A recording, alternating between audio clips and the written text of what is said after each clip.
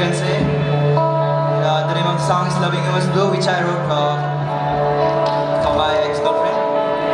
So, many of you might be heartbroken out here. Arpan is heartbroken, really? I'm not heartbroken right now.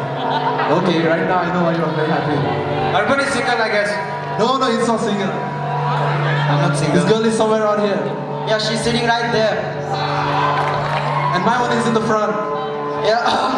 So the next song is Loving You Was Blue for all the heartbroken people out here. If you only regret.